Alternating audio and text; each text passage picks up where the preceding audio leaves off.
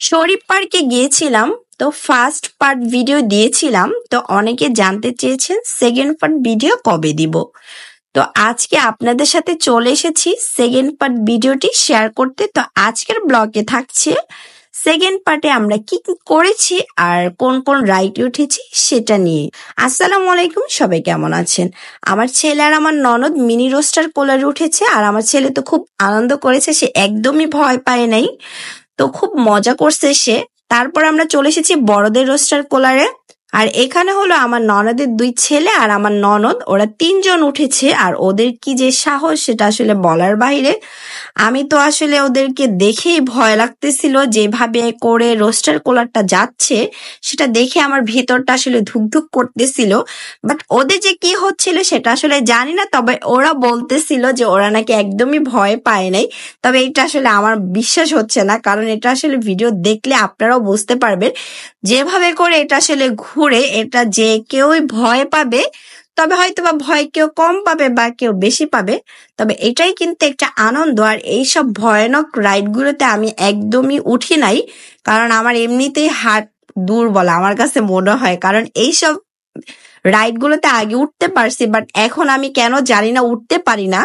এই রাইডটা আমি fantasy king এ উঠছি, সেখানে কিন্তু একবার না, সেখানে কয়েকবার করা হয়, 2-3 বার, বাট এখানে একবার করতেছিল।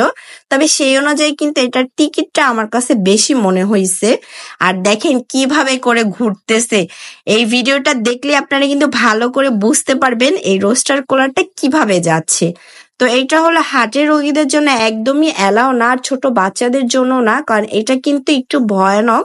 কারণ যেভাবে করে রাউন্ড দিয়ে আসে সেটা আসলে খুবই ভয় লাগে। আমাদের রোস্টার কোলার শেষ করার পরে আমরা চলে এসেছি লাবাং খাওয়ার জন্য। আর আজকে এত পরিমাণে রোদ, যার কারণে আসলে সবাই ঘেমে একদম অস্থির হয়ে গেছি, আর খুব ঠান্ডা খেতে ইচ্ছা করতেছিল, যার কারণে আমরা সবাই একটা করে লাবাং খাচ্ছিলাম। আর এরপরে আমরা সবাই একটা করে দই খেয়েছি। আর লাবাং আর দই সত্যি এত মজা লাগছে, এটা তাদের নিজস্ব ফার্মের। আর ফার্মটা আমরা দেখেছি বাট ভিডিও করিনি, কারণ আমরা ভেতরটাই যাইনি যার কারণে। আর এই দেখেন কি পরিমাণ একটা ভয়ানক রাইড, এটা দেখেই তো আসলে আমার ভেতরটা ধুকধুক করতেছিল। আমার ননদ আর আমার দুই ভাইগনা ওরা এটার মধ্যে উঠছে, আর ওদের যে এত পরিমাণে সাহস বলার বাহিরে। ভাইরে ভাই, এটার ভিতরে যে কি পরিমাণ চিল্লাচ্ছিল সবাই, সেটা আসলে আপনাদেরকে আমি বলে বোঝাতে পারবো না। যারা এই রাইডটা দেখেছেন তারাই একমাত্র জানবেন। আর এটা হলো ভূতের বাড়ি, এটার ভিতরে আমরা যেতে চাইছিলাম বাট আমার ছেলে যায় নাই, কারণ তার গরমে খুব অস্থির লাগতেছিল, সে আর ঘুরতে চাচ্ছিল না। এবার আমি আর আমার ছেলে দুইজনের ট্রেনে উঠেছি। তো আমার ছেলে ট্রেন উঠবে, তো আমি আমার ছেলের সাথে ট্রেনে উঠছি। ভাবছিলাম ট্রেনে আসলে খুব ভালো লাগবে, কারণ ভেতরেও মনে হচ্ছিল যে আসলে শিশু মেলায় যে বন মানুষ থাকে তেমন কিছু হবে, বাট এখানে তেমন কিছুই নাই। এখানে জাস্ট মানুষের কিছু আসলে পিকচার আছে, আর সেটার মধ্যে হলো লাইটিং দেওয়া চোখের মধ্যে, আর জাস্ট সামান্য একটা মিউজিক, তেমনও কোনো ভয় নেই। বাচ্চারা একদমই এটাতে আসলে ভয় পাবে না। বাট শিশু মেলায় যে ট্রেনে উঠছিলাম আমার ছেলে আর আমি, তো আমার ছেলে অনেকবারই উঠছে, সেখানেও কিন্তু আমার ছেলে ভয় পায় নাই, তবে একটু এনজয় করছে। আর এখানে তো একদমই না, এখানে আমার ছেলে হাসতেছিল, সে একটুও ভয় পাচ্ছিল না। তো তবুও খুব ভালো লাগছে যে ছেলে আর আমি দুইজন উঠেছি, আর দৃশ্যগুলো কিন্তু সত্যি খুব ভালো। তো আমি অনেক ভিডিও করেছি ট্রেনের ভিতরটাও, তবে সেগুলো আসলে দেই নাই, কারণ ভিডিওটা অনেক লং হয়ে যাবে। এবার হলো আমার ননাস আর আমার ছেলে, তারা দুইজন উঠেছে ব্যাং সেটার মধ্যে। এটা কিন্তু ব্যাং, কোলা ব্যাং অনেকে বলে থাকেন, সেটাই কিন্তু এইটা। আর এইটা কিন্তু আস্তে আস্তে উপরের দিকে উঠে, তবে এটা ভয়ের কিছুই নাই।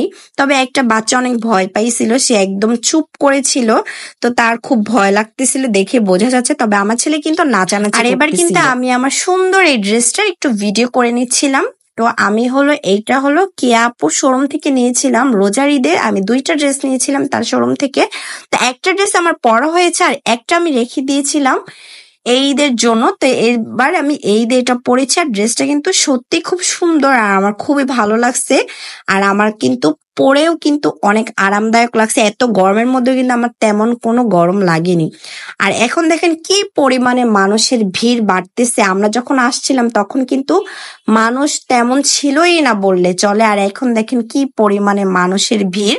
চলে এসেছি শরীফ মেলা মানে যে স্টল সেখানে, আর এখানে ভিডিও করা একদম নিষেধ, তবে আমি না জেনে আসলে প্রথমেই একটু করে ফেলেছি, তো সেটাই আপনাদেরকে দেখালাম। তো এটা হলো শরীফ মেলামেনের যে নিজস্ব স্টল, সেটা এখানে সবকিছুই পাওয়া যায়, শরীফ মেলামেনের যে যা যা জিনিসপত্র সেগুলো। আর তারপরে হলো এখন আমরা আস্তে আস্তে বের হচ্ছিলাম, কারণ সন্ধ্যা হয়ে গেছে। আমরা আসছিলাম সেই বিকেলের আগে, প্রায় 3:30 বাজে সে সময়, আর এখন কিন্তু একদম সন্ধ্যা হয়ে গেছে। আর আমাদের বাসা যেহেতু অনেকটা দূরে, এর জন্য আমরা সন্ধ্যার সময় বের হয়ে যাচ্ছিলাম। আর এখন কিন্তু সবকিছু লাইটিং আলো জ্বালিয়ে দিয়েছে, আর এটা হলো সন্ধ্যার পরে আরো বেশি সুন্দর লাগে। যেহেতু আমাদের বাসা অনেকটা দূরে, এই জন্য আমরা বেশিক্ষণ এখানে থাকিনি, আমরা সন্ধ্যা হতে না হতেই আমরা বের হয়ে গেছি। এবার হলো ওই যে আমরা যে লাবাং খেয়েছিলাম, সেই লাবাং নেওয়ার জন্য যাচ্ছিলাম। আর এই লাবাংটা এত মজা লাগছে আমাদের কাছে, এই জন্য আমরা বাসার জন্য আরো লাবাং আর দই নেওয়ার জন্য আমরা এখানে চলে এসেছি। আর যারা শরীফ পার্কে যাবেন অবশ্যই কিন্তু এই লাবাং আর দইটা ট্রাই করবেন, কারণ এটা ওনাদের নিজস্ব ফার্মে, যার কারণে খুবই মজা। তো এখন দেখেন চারদিকে কিন্তু লাইটিং জ্বালিয়ে দিয়েছে, আর দেখতেও কিন্তু মাশাআল্লাহ খুবই ভালো লাগতেছিল। আর এরপরে হলো আমরা সিএনজি নিয়ে চলে যাচ্ছি বাসার উদ্দেশ্যে। আর ভিউটা দেখেন মাশাআল্লাহ খুবই সুন্দর, সূর্য কেবল ডুবার জন্য কিন্তু প্রস্তুতি নিয়েছে। আর এরই মাঝে কিন্তু আমরা যাচ্ছি হলো বাসার দিকে। তো আজকের ভিডিওটি সবার কাছে কেমন লেগেছে অবশ্যই কমেন্ট করে জানাবেন, আর ভিডিওটি ভালো লাগলে লাইক করে দিবেন। সবাই অনেক অনেক ভালো থাকবেন। আল্লাহ হাফেজ।